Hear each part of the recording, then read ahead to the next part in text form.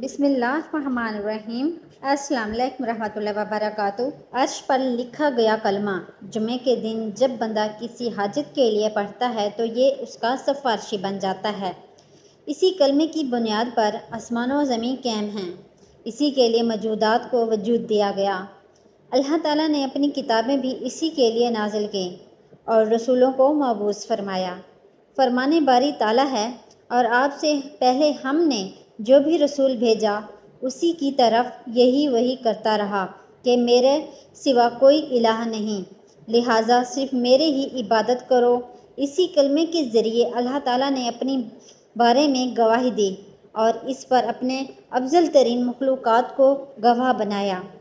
فرمانے باری تعالیٰ ہے، اللہ نے خود بھی اس بات کی شہادت دی ہے کہ اس کے سوا کوئی الہ نہیں، اور فرشتوں نے بھی اور اہل علم نے بھی راستی اور انصاف کے ساتھ یہی شہادت دی ہے کہ اس کے سوا کوئی الہ نہیں، وہی غالب ہے، حکمت والا ہے۔ تو ناظرین، یہ وہ کلمہ ہیں جو عرش پر لکھا ہوئے ہیں۔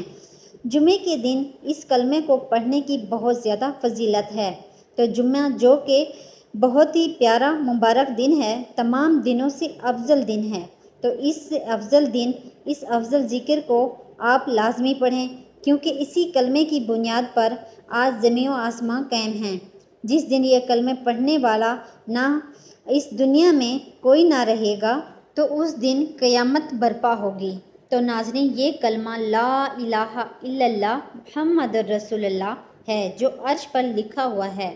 لا الہ الا اللہ کہنے والے کے لیے جنت کے 8 دروازے کھول دیے جائیں گے، وہ جہاں سے چاہے داخل ہو جائے، بلکہ جو شخص سچے دل سے کلمہ پڑھے، اس کے مطابق عمل کرے تو اسے آگ نہیں چھوئے گی۔ آپ صلی اللہ علیہ وسلم کا فرمان ہے، کوئی بھی شخص سچے دل کے ساتھ یہ گواہی دے کہ اللہ کے سوا کوئی حقیقی معبود نہیں اور بے شک محمد اللہ کے رسول ہیں، تو اللہ تعالیٰ اسے جہنم پر حرام کر دیتا ہے۔ تو جمعے کے دن یہ کلمہ پڑھ کر، درود پاک پڑھ کر اللہ سے جس حاجت کا سوال کریں گے، انشاءاللہ آپ کی وہ حاجت پوری ہوگی، بلکہ بن مانگے اللہ آپ کی پریشانیوں کو دور کرے گا۔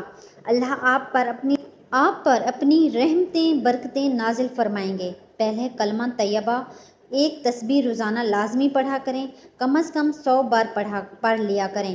انشاءاللہ آپ کے گھر میں اللہ کی رحمتیں برکتیں موسلا دھار بارش کی طرح برسیں گی۔